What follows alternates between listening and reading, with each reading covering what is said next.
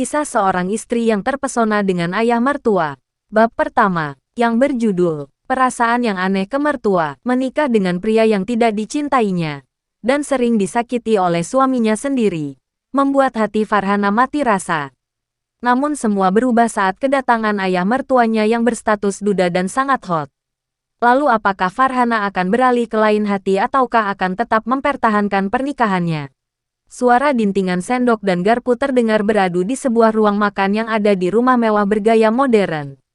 Pasangan suami istri duduk berhadapan di ruang makan tersebut sembari menikmati makan malamnya dalam diam. Tidak ada yang bersuara sama sekali, mereka fokus pada makanannya. Masing-masing, siapkan kamar tamu karena Dedi akan datang ke Indonesia besok lusa, ucap sang suami yang bernama Gary setelah selesai menyantap makan malamnya. Ia mengambil itu untuk mengelap kedua sudut bibirnya. Sang istri yang bernama Farhana terdiam sesaat, menghentikan gerakan tangannya yang akan menyuapkan sesendok nasi ke dalam mulutnya. Melirik sebentar suaminya, lalu berdeham pelan sebagai jawaban. "Apakah kamu mendengarnya?" tanya Gary, dengan nada tinggi. "Iya, aku tidak tuli," jawab Hana sembari mendengus kesal. Pernikahan dari hasil perjodohan orang tuanya nyatanya membuat Farhana yang baru berusia 20 tahun merasa seperti di neraka. Ia sudah menikah selama 1 tahun dengan suaminya, tapi kehidupan rumah tangganya tidak harmonis sama sekali. Suaminya sering menyakitinya, bahkan tidak jarang suaminya itu membawa masuk selingkuhannya ke dalam rumah mereka. Rasanya hati Hana sudah mati rasa akan semua rasa sakit yang diberikan oleh suaminya sendiri. Ingin menyerah dan mengakhiri semuanya. Tapi ia tidak bisa karena Gary sudah banyak membantu perusahaan ayahnya dari kebangkrutan. Anggap saja saat ini dirinya sedang menjadi seorang pembantu untuk suaminya sendiri. Berbalas budi, melayani semua kebutuhan suaminya, kecuali urusan ranjang. Bagus, jangan sampai ada yang salah. Karena Dedi adalah orang yang sangat perfeksionis, ucap Gary dengan tegas. Hana menjawab dengan deheman saja. Sudah menikah dengan suaminya selama 1 tahun tetapi Hana tidak pernah sekalipun melihat ayah mertuanya. Dan ini kali pertama, dirinya akan bertemu dengan beliau. Seperti apa wajah ayah mertuanya? Apakah tampan seperti Gary? Tanya Hana di dalam hati.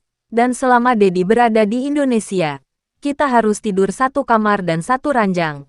Kamu mengerti? Tegas Gary sembari menatap istrinya yang terlihat sangat terkejut dengan pernyataannya. Hana meletakkan sendok dan garpunya dengan kasar seraya menatap malas suaminya. "Aku tidak mau 1 ranjang denganmu. Apalagi ranjangmu menyisakan bekas dan aroma dari selingkuhanmu." Hana menolak tegas permintaan suaminya. Gary mengepalkan kedua tangannya dengan erat dan menggertakkan giginya dengan penuh amarah. "Baiklah, aku juga tidak sudi 1 ranjang dengan wanita murahan sepertimu," balas Gary yang begitu menyakiti hati Hana. "Murahan," katanya. Rasanya Hana ingin mengumpati suaminya dan menyiram wajah Gary dengan sop iga yang ada di hadapannya itu. Bagaimana bisa suaminya mengatakan ia sebagai wanita murahan, sedangkan ia saja tidak pernah disentuh oleh suaminya sendiri. Selama ini, ya, aku memang murahan. Puas, sentak Hana seraya beranjak dari duduknya dengan perasaan yang emosi luar biasa. Terserah suaminya itu mau beranggapan seperti apapun terhadap dirinya. Ia tidak peduli. Gary tersenyum miring saat melihat kepergian Hana. "Jika saja perusahaan ayahmu tidak memberikan keuntungan bagiku, aku sudah akan menceraikanmu," desis Gary, dan menatap tajam punggung Hana yang mulai menjauh dari pandangan matanya. Tapi, sayangnya perusahaan ayah Hana saat ini sedang merangkak naik dan memberikan keuntungan yang sangat besar bagi Gary. Sebagai investor di perusahaan tersebut, kecantikan istrinya yang luar biasa tidak mampu membuat hati Gary bergetar. Ia merasa jijik karena pernah mendengar rumor jelek tentang Hana. Farhana sedang membereskan kamar tamu dibantu oleh 1 pelayan yang ada di rumah tersebut. "Nona, biar saya saja. Anda duduk saja di sofa sana," ucap pelayan kepada Hana. "Tidak apa-apa, biar cepat selesai," jawab Hana seraya tersenyum tipis. Pelayan tersebut tidak memaksa lagi dan melanjutkan pekerjaannya. Hana melirik kepala pelayan tersebut yang sudah lama bekerja di rumah itu. "Bibi, saya boleh tanya sesuatu?" tanya Hana. "Tanya apa, Nona?" Selama saya menikah dengan Gary saya tidak pernah melihat ayah dan ibunya. Dan pada saat kami menikah pun mereka tidak hadir. Ucap Hana sembari menatap pelayan tersebut yang mendadak raut wajahnya berubah tegang. Pelayan tersebut terlihat ragu untuk menjawab pertanyaan Hana. Terlihat jelas jika pelayan tersebut menggerakkan kedua bola matanya ke kiri dan ke kanan dengan gelisah. Sepertinya di rumah tersebut menyimpan banyak rahasia besar yang tidak ia ketahui, pikir Hana sembari memasang spray keranjang berukuran king size dan mewah itu. Kenapa diam? Saya akan menyimpan rahasia dengan rapat, ucap Hana seraya menguci bibirnya. Pelayan tersebut tersenyum canggung seraya berdeham pelan sebelum menjawab pertanyaan Hana. Nona pasti berpikir jika di rumah ini banyak teka-teki. Tapi mohon maaf saya tidak bisa menjelaskannya. Saya hanya akan menjawab pertanyaan Anda saja yang lumrah. Tuan Dante dan istrinya telah bercerai saat Tuan Gary masih remaja.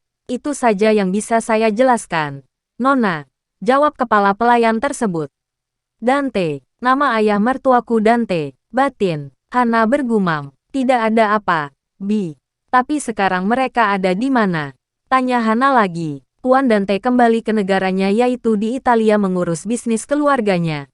Sedangkan mantan istrinya saya tidak tahu keberadaannya. Jawab kepala pelayan tersebut. Hana menganggukkan kepalanya berulang kali. Mengerti dan paham dengan penjelasan pelayan tersebut. Terima kasih, Bi, atas penjelasannya. Ucap, Hana seraya tersenyum tipis. Pelayan tersebut mengangguk pelan. Apakah Nona bahagia dengan pernikahan ini? Tanya pelayan tersebut sembari menatap Hana dengan sendu. Ia merasa kasihan dengan istri majikannya itu. Maaf, saya tidak bermaksud untuk lancang akan tetapi saya juga punya anak gadis seusia Anda tapi dia masih kuliah. Jujur saja hati saya ikut sakit saat melihat Anda disakiti oleh Tuan Gary. Jelas kepala pelayan tersebut. Masih menatap Hana dengan sendu. Hana tersenyum kecut dan menganggukkan kepalanya. Saya menjalaninya dengan ikhlas, Bi.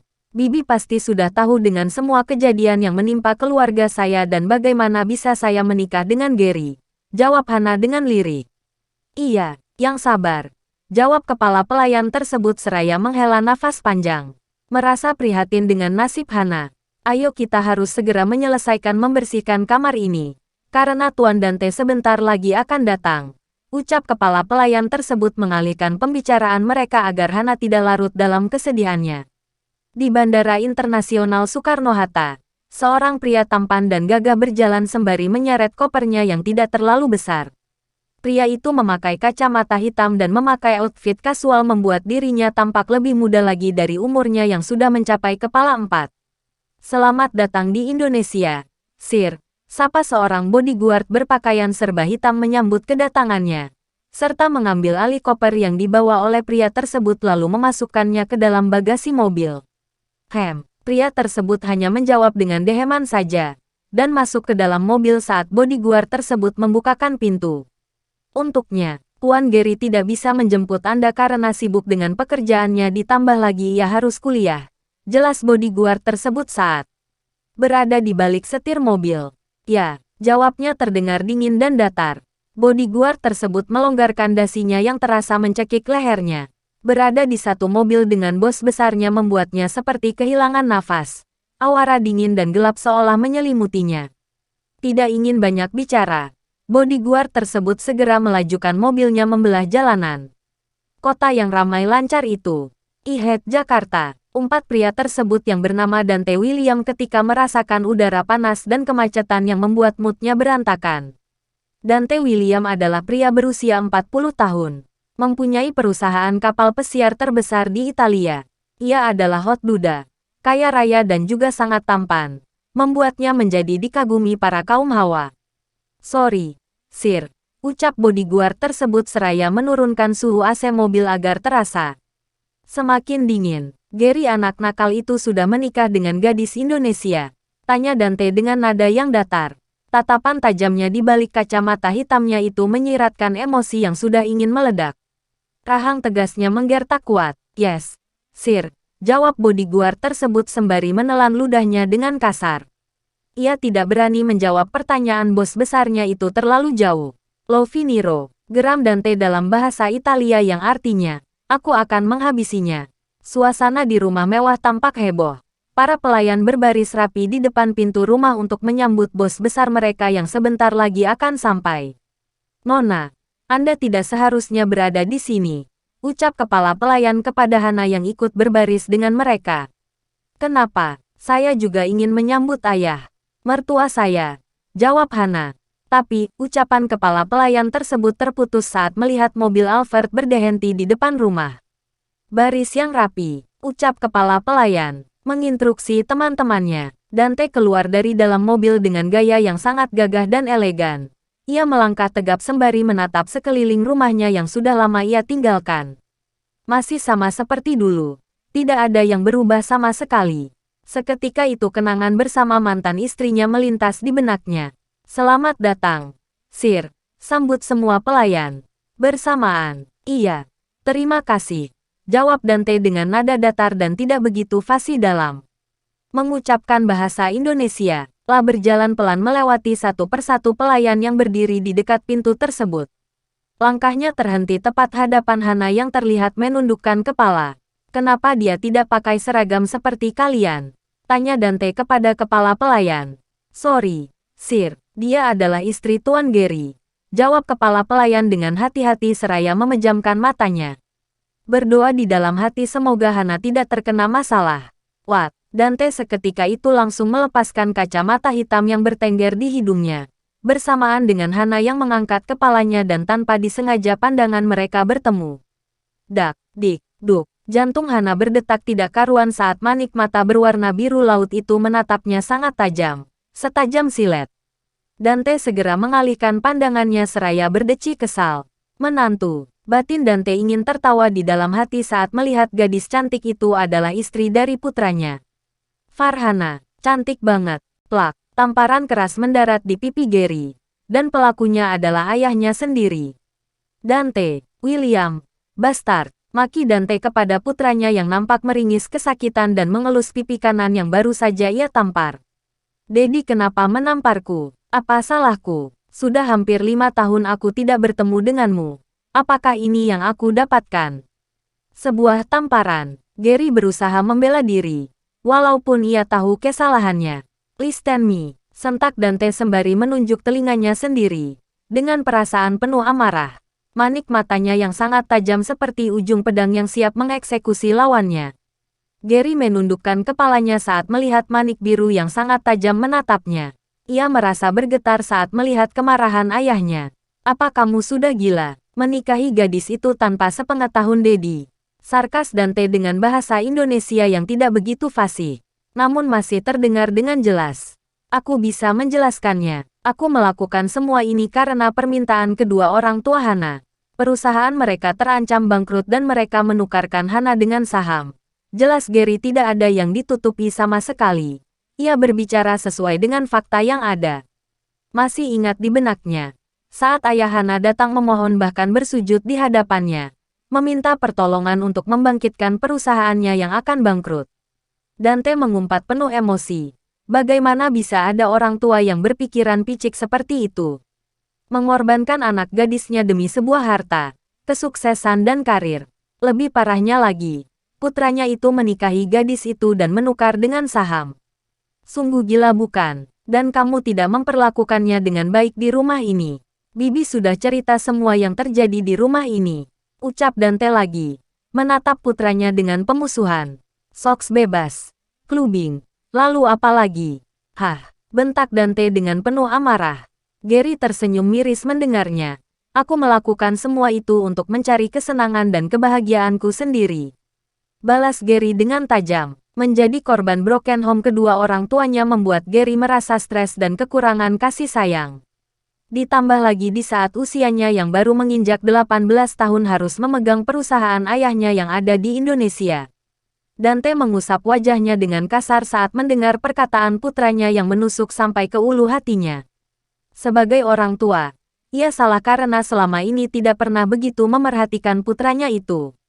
Hingga membuat Gary yang baru berusia 22 tahun ini, memberontak dengan keadaan. Ya. Dulu Dante menikah muda saat usianya 17 tahun dengan mantan istrinya. Kemarilah, ucap Dante kepada putranya. Gary melangkah maju. Kemudian Dante memeluk putranya itu dengan erat. Dante memberikan pelukan terbaiknya, menepuk punggung putranya beberapa kali.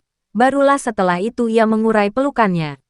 Maafkan Dedi, ucap Dante, sembari menatap putranya. Kamu sekarang sudah menjadi suami, dan seharusnya kamu bertanggung jawab kepada istrimu, bukan malah menyakitinya. Dante memberikan nasihat kepada putranya. Aku tidak mencintai dan tidak menginginkannya. Dad, jawab Gary dengan tegas tanpa keraguan sama sekali. Lalu untuk apa kamu menikahinya? Sentak Dante, mulai emosi lagi dengan tingkah Gary yang sangat menjengkelkan. Karena perusahaan ayahnya saat ini memberikan keuntungan yang besar kepada perusahaan kita. Jawab Gary dengan santainya. Otak picik, umpat Dante kepada putranya. Dunia bisnis itu kejam. Dad, bukankah begitu? Jawab Gary seraya tersenyum miring dan berlalu dari ruangan pribadi ayahnya. Dante menatap kepergian putranya dengan perasaan yang campur aduk. Darahnya mengalir di tubuhmu. Segala sifatnya juga menurun kepadamu. Ucap Dante dengan pelan. Kemudian mendudukkan diri di sofa. Memijit pangkal hidungnya. Kepalanya rasanya terasa sakit memikirkan putranya itu. Makan malam sudah siap. Ucap Hana kepada suaminya yang sedang menekuri layar ponselnya di ruang keluarga. Panggilkan Dedi di ruang kerjanya.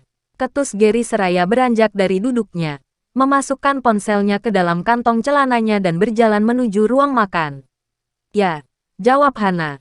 Berjalan menuju ruang kerja. Ayah mertuanya. Entah kenapa jantung Hana berdetak sangat cepat saat ia sampai di depan pintu berwarna coklat itu. Masih teringat jelas manik berwarna biru laut menatapnya dengan tajam, dan berhasil membuat dadanya berdesir hebat. Sebenarnya apa yang terjadi kepada dirinya? Hana bertanya-tanya di dalam hati. Tangan kanan Hana terangkat untuk mengetuk pintu tersebut. Namun baru saja tangannya akan terayun. Pintu tersebut terbuka dari dalam. Membuat Hana berjingkat kaget. Ceklek, Dante keluar dari ruang pribadinya. Dan sedikit terkejut saat melihat Hana berdiri tepat di hadapannya. Ada apa? Tanya Dante kepada Hana. Itu, makan malam. Jawab Hana terbatas sembari menundukkan pandangannya. Dadanya kembali berdetak tidak karuan saat Dante menatapnya dengan datar. Ditambah lagi Dante memakai kemeja yang tidak dikancingkan sepenuhnya. Memperlihatkan dada bidangnya yang ditumbuhi bulu-bulu halus. Pesona ayah mertuanya sangat luar biasa. Batin Hana, sembari menggigit bibir bawahnya. Dante menatap Hana yang tertunduk sembari menaikkan sebelah alisnya. Ia heran dengan menantunya itu karena saat berhadapan dengannya tidak pernah menatap wajahnya. Apakah wajahnya jelek, atau ada kotorannya? Pikir Dante. Hana nggak kuat lihat kedua matamu. Dante. Nggak peka. Saya permisi. Pamit Hana. Masih menundukkan wajahnya. Sembari menautakan kedua tangannya di bawah perutnya. Dante menaikkan kedua bahunya cuek. Masa bodoh dengan sikap aneh gadis yang menjadi menantunya itu. Kemudian ia berjalan menuju ruang makan. Semua sudah berkumpul di meja makan yang berbentuk bundar itu. Dante memerhatikan Hana yang sibuk melayani mereka berdua. Ini adalah makanan khas Indonesia. Dedi tidak lupa, kan? Tanya Gary kepada ayahnya. Sembari menatap rendang, gulai ayam, dan beberapa makanan khas Indonesia lainnya yang tersaji di atas meja makan. Tentu saja masih ingat, jawab Dante seraya tersenyum simpul, dan mulai menyantap makanannya yang sudah disiapkan oleh Hana. Siapa yang memasak ini? Tanya Dante saat satu suap rendang daging sapi masuk ke dalam mulutnya. Hana yang baru saja akan menyuapkan nasi ke dalam mulutnya menghentikan gerakan tangannya, dan menatap ayah mertuanya dengan dada yang berdebar. Apakah masakannya tidak enak? Batin Hana. Hana yang memasaknya. Dia memang bodoh dalam urusan dapur. Jawab Gary dengan ketus. Dan melirik istrinya dengan tajam. Apa kamu bilang? Ini adalah rendang the best yang pernah aku makan. Balas Dante dengan telak. Membuat putranya itu terdiam dan mengeraskan rahangnya. Hana tersenyum tipis saat mendengar pujian dari ayah mertuanya. Lanjutkan makan kalian. Ucap Dante dengan suara beratnya sembari menatap Gary dan Hana bergantian. La menghela nafas dengan berat saat melihat Gary memperlakukan Hana dengan tidak baik. Dedi mau tambah rendangnya? Tanya Hana, memberanikan diri. Jangan melewati batasmu. Desis Gary yang tidak suka saat melihat Hana mencari perhatian dedinya. Murahan, batin Gary dengan penuh emosi. Bersambung. Lalu, bagaimana kisah selanjutnya? Kisah selanjutnya, subscribe channel Novelku untuk kelanjutan ceritanya. Terima kasih.